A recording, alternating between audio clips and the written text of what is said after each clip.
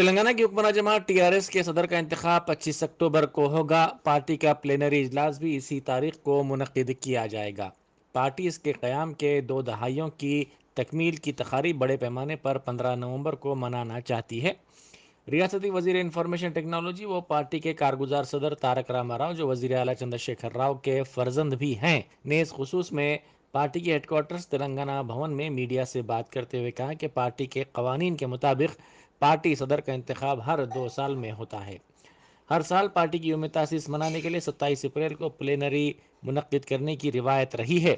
ताहम साल 2019 में लोकसभा इंतखाबात और गुज़िश्ता 2 सालों के दौरान कोविड की वबा की वजह से ये दोनों नहीं हो सके। उन्होंने तेलंगाना में कोरोना की शिद्दत दीगर रियासतों से काफ़ी कम होने का दावा किया और कहा कि रियासत में बड़े पैमाने पर टीका अंदाजी भी जारी है, इसीलिए 25 अक्टूबर को प्लेनरी सेशन मुनक्किद करने का फैसला किया गया है। इंतखाबी शेड्यूल 17 अक्टूबर को जारी किया जाएगा और पर्चा नामजदगियाँ 22 अक्टूबर तक वसूल की जाएंगी। 23 अक्टूबर को पर्चा नामजदगियों की जांच होगी और 24 अक्टूबर नाम वापस लेने की आखिरी तारीख होगी।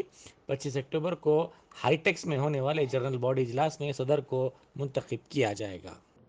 వ్యవస్థాపక అధ్యక్షులు గౌరవ ముఖ్యమంత్రి కేసీఆర్ గారి ఆదేశాల మేరకు పార్టీ యొక్క సంస్థాగత నిర్మాణ ప్రక్రియ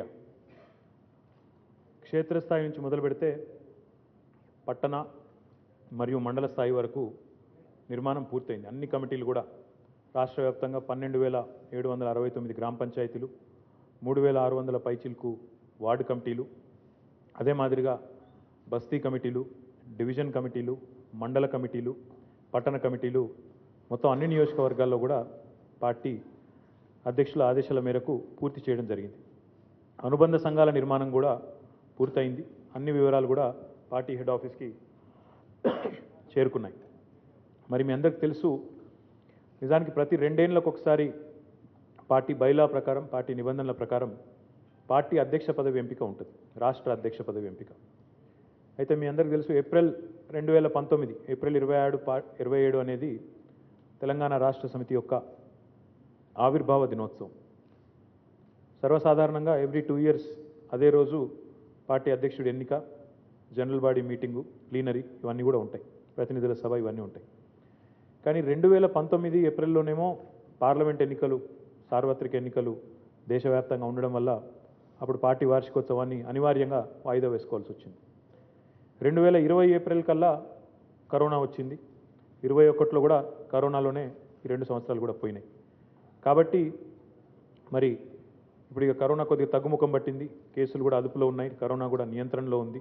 అందులో ముఖ్యంగా తెలంగాణ రాష్ట్రంలో పరిస్థితులు ఇతర రాష్ట్రాల కంటే, దేశంలోని ఇతర ప్రాంతాల కంటే చాలా మెరుగ్గా ఉన్న విషయం మీకు తెలుసు. వ్యాక్సినేషన్ కూడా మీ అందరికీ కూడా తెలుసు, ఇప్పటికే బాగా జరుగుతూ ఉంది. పెద్ద ఎత్తున మెజారిటీ పాపులేషన్ బ్రహ్మాండంగా పూర్తిగా వస్తున్నది.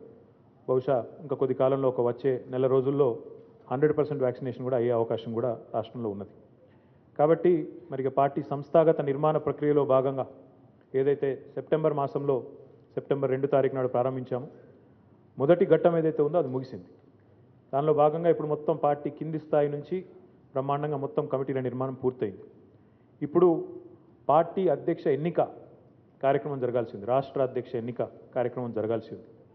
దానికి గాను పార్టీ జనరల్ బాడీ మీటింగు 25 తారీఖు నాడు, అక్టోబర్ 25 తారీఖు నాడు రాష్ట్ర అధ్యక్ష ఎన్నిక కోసం పార్టీ జనరల్ బాడీ మీటింగ్ని హైదరాబాద్లో నిర్వహించబోతా ఉన్నాం.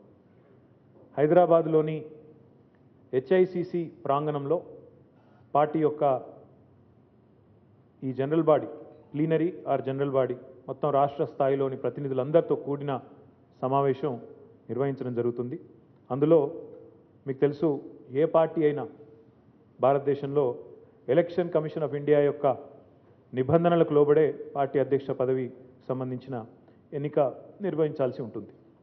అందులో భాగంగా మరి మొత్తం రాష్ట్ర వ్యాప్తంగా దాదాపు 13,000 పైచిలకు ప్రతినిధులు, వివిధ హోదాల్లో ఉండే ప్రతినిధులు, ఎంపిక కాబడ్డ ప్రజాప్రతినిధులు కానీ ఇంకా పార్టీ బైలా ప్రకారం ఎవరెవరైతే ఇందులో ప్రతినిధులు ఉంటారో వారందరినీ కూడా ప్రత్యేకించి 25వ తారీఖు నాడు హెచ్ఐసిసి ప్రాంగణంలో జరిగే ఈ అధ్యక్ష ఎన్నిక సమావేశానికి ఆహ్వానించడం జరుగుతుంది. ఈ అధ్యక్ష ఎన్నికకు సంబంధించి గాను గౌరవ పార్టీ అధ్యక్షులు కేసీఆర్ గారి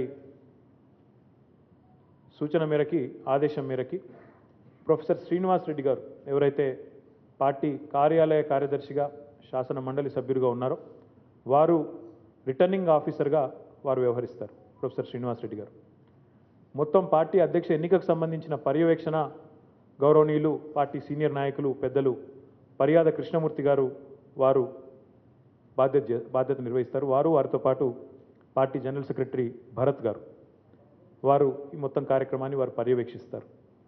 అయితే మరి పార్టీ అధ్యక్ష ఎన్నిక అన్నప్పుడు ఎలక్షన్ కమిషన్ ఆఫ్ ఇండియా నిబంధనలకు లోబడి మొత్తంగా ఎలక్షన్ షెడ్యూల్ కూడా ప్రకటించాల్సి ఉంటుంది. కాబట్టి 17వ నాడు అక్టోబర్ 17 నాడు ఈ రాష్ట్ర అధ్యక్ష ఎన్నికకు సంబంధించిన షెడ్యూలు విడుదలవుతుంది, పార్టీ ఆఫీస్లో విడుదలవుతుంది.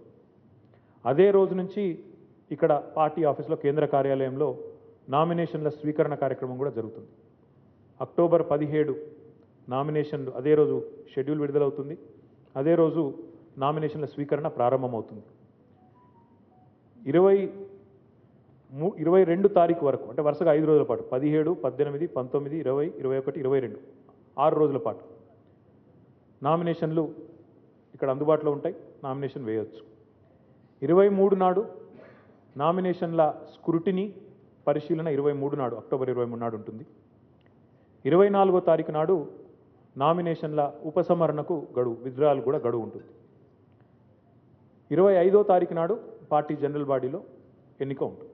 సో ఈ రకంగా ఫార్మాట్ ఏంటంటే, మళ్ళొక్కసారి ఐ రిపీట్, 17th నాడు షెడ్యూల్ విడుదలవుతుంది. 17th నుంచి 22nd వరకు నామినేషన్ల స్వీకరణ ఘట్టం ఉంటుంది. అది ఇక్కడ పార్టీ కేంద్ర కార్యాలయంలో ప్రొఫెసర్ శ్రీనివాస్ రెడ్డి గారి దగ్గర నామినేషన్ పత్రాలు ఉంటాయి.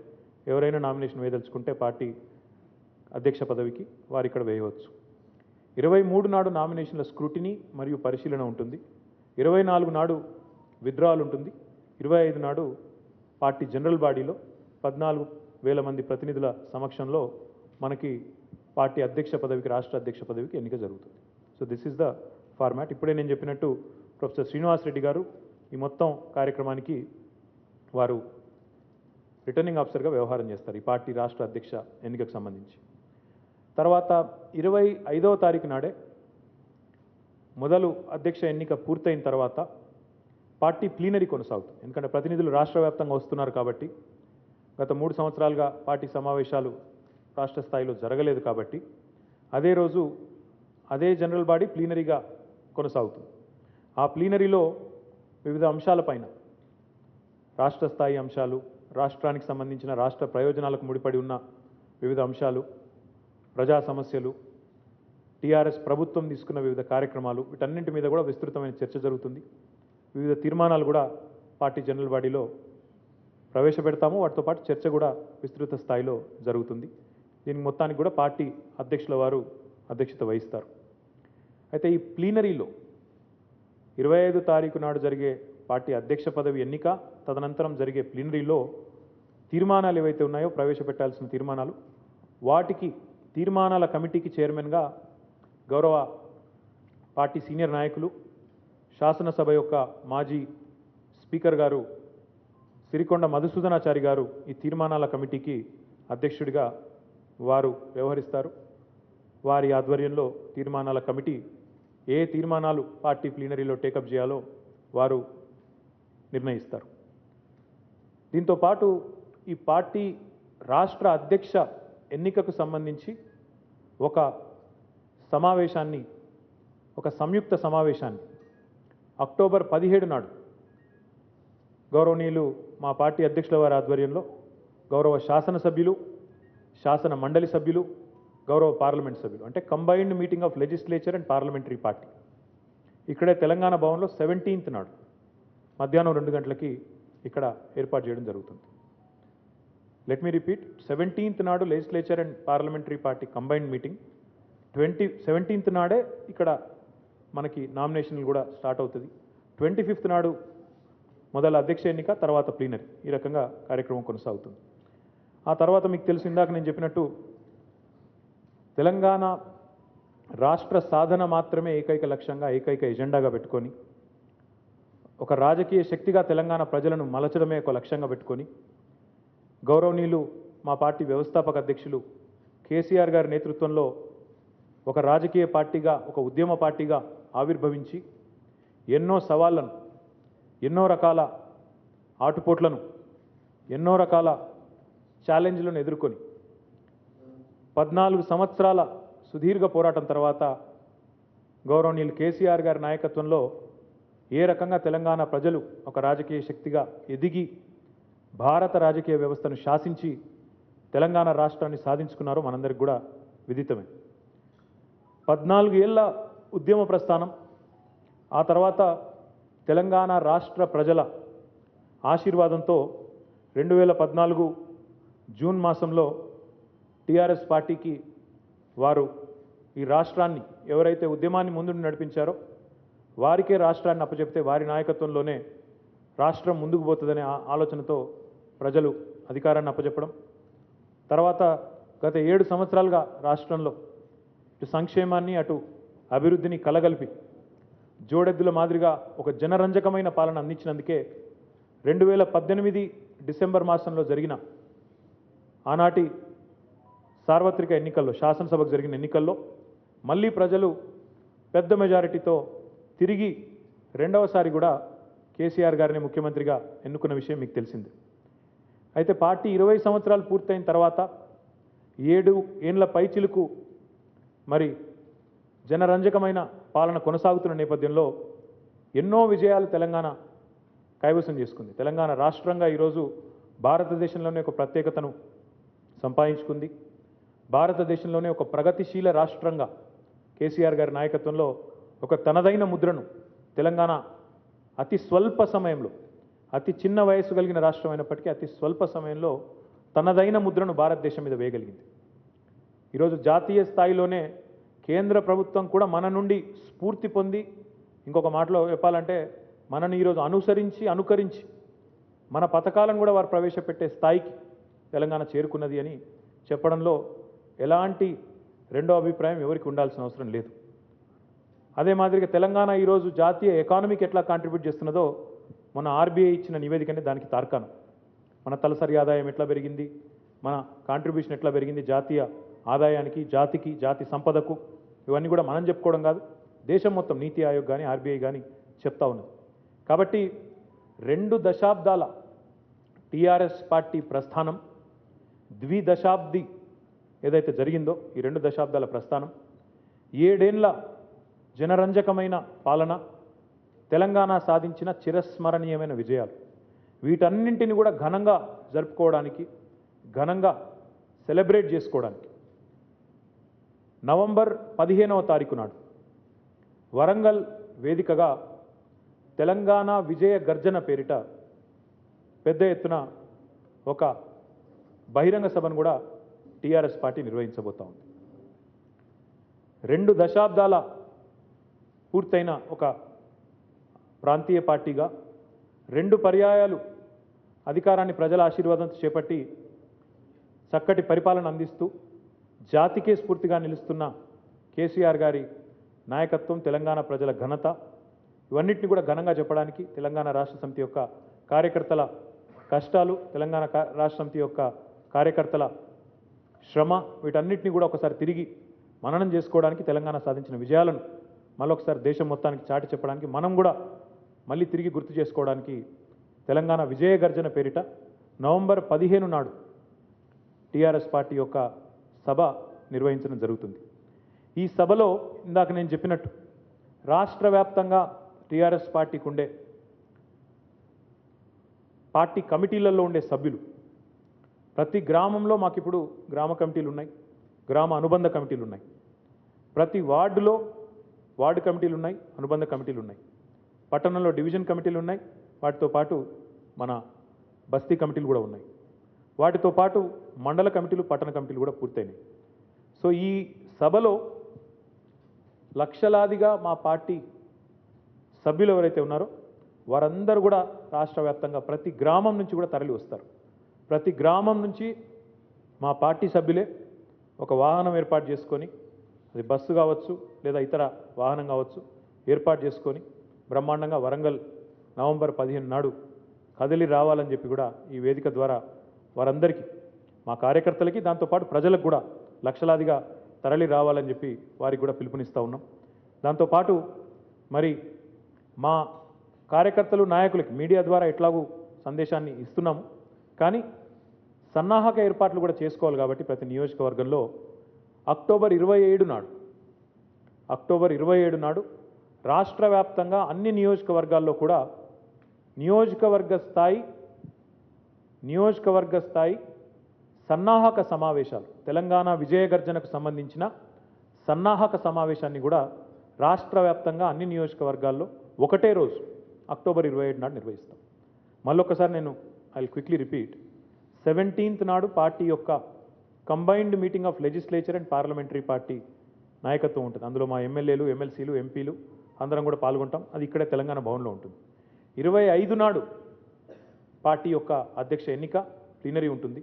27 నాడు పార్టీ నియోజకవర్గ స్థాయి సన్నాహక సమావేశాలు ఉంటాయి అన్ని నియోజకవర్గాల్లో. నవంబర్ 15 నాడు తెలంగాణ విజయ గర్జన వరంగల్ వేదికగా ఉంటుంది. కాబట్టి ఈ రకమైన కార్యక్రమాన్ని పార్టీ ఇందాక అందరం కూడా కూర్చొని ఖరారు చేసుకున్నాం. ఈ రకంగా మరి ఏదైతే కరోనా వల్ల వచ్చిన స్తబ్దత అనండి, వరుస ఎన్నికల వల్ల వచ్చిన కొంత గ్యాప్ అనండి, పార్టీ సంస్థాగత నిర్మాణ ప్రక్రియ పూర్తయింది కాబట్టి మళ్ళీ ఒకసారి ఇవన్నిటిని కూడా పూర్తి చేసుకొని నవంబర్ 15 తర్వాత ఎప్పుడైతే విజయ గర్జన పూర్తవుతుందో దాని తదనంతరం పార్టీ జిల్లా కార్యాలయాలన్నీ కూడా తయారైనవి. ఒక 2 జిల్లాల్లో తప్ప, హైదరాబాద్ జిల్లా, వరంగల్ జిల్లా తప్ప మరి మిగతా అన్ని చోట్ల అయితే ప్రారంభమైనాయి లేదా పూర్తయినాయి. అన్ని చోట్ల కూడా పార్టీ ఆఫీసు కార్యాలయాల ప్రారంభోత్సవాలు నవంబర్ 15 తర్వాత ఉంటాయి. తదనంతరం కార్యాలయ ప్రారంభోత్సవాల తర్వాత పార్టీ కార్యకర్తలకు ఎక్కడికక్కడ శిక్షణా శిబిరాలు కూడా ఉంటాయి. సో ఈ రకమైన కార్యక్రమాన్ని పార్టీ ముఖ్య నాయకులు, పార్టీ అధ్యక్షుల ఆదేశం మేరకు రూపొందించుకున్నాం. మరి ఇందులో ఇంతకుముందు నేను చెప్పినట్టు ప్రతినిధుల సభకి స్పష్టంగా ప్రతినిధులకు మాత్రమే ఆహ్వానాలు అందుతాయి. వారు తప్పకుండా హైదరాబాద్కి రావాల్సి ఉంటుంది. వారందరూ కూడా చేరుకోవాలని విజ్ఞప్తి. నవంబర్ 15 నాడు జరిగే తెలంగాణ విజయ గర్జనకు మాత్రం పెద్ద ఎత్తున రాష్ట్ర వ్యాప్తంగా ఉండే కార్యకర్తలు, నాయకులు, ప్రజలు కదిలి రావాలని చెప్పి వారందరికీ ఈ వేదిక ద్వారా విజ్ఞప్తి చేస్తూ మళ్ళొకసారి మీ అందరికీ కూడా హృదయపూర్వకంగా ధన్యవాదాలు, నమస్కారం. నా రిక్వెస్ట్ ఏంటంటే మొదలు పార్టీ రాష్ట్ర అధ్యక్ష ఎన్నిక జరగాల్సి ఉంటుంది. తదనంతరం కొత్తగా ఎంపికైన రాష్ట్ర అధ్యక్షులు ఎవరైతే ఉంటారో వారు నిర్ణయం తీసుకొని తదనంతరం జిల్లా కమిటీ కానీ, జిల్లా కన్వీనర్ కానీ లేదా ఇతర రాష్ట్ర కమిటీ కానీ అవన్నీ కూడా అధ్యక్ష ఎన్నిక తర్వాత నిర్ణయం చేయడం జరుగుతుంది.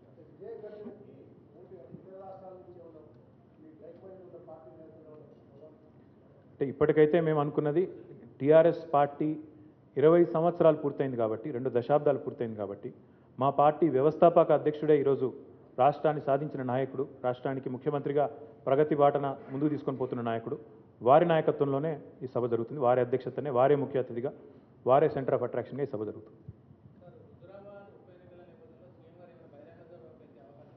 ఇక అది నేను పార్టీ గురించి చెప్తున్నా, ఇప్పుడు మీరేమో ఎన్నికల గురించి చెప్తున్నారు. నేను దాని విషయం పెద్ద మేము అంత సీరియస్ విషయం కాదు, అంత చర్చనీయాంశం కాదు. ఇప్పుడు జరుగుతుంది, ఆడ ప్రచారం జరుగుతూనే ఉన్నది, జరుగుతుంది. దానికి సంబంధించి వారి షెడ్యూల్ అదంతా కూడా తర్వాత ఖరారైనప్పుడు విడుదల చేస్తాం.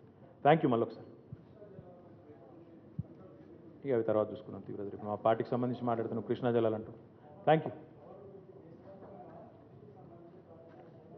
రమణ గారు అది వదిలేయండి. ఇప్పుడు ఇంత సమాచారం ఇచ్చిన మీకు అవన్నీ ఎందుకు ఇప్పుడు? ఇక party working president is appointed, not elected. కాబట్టి థ్యాంక్ యూ రవికాంత్.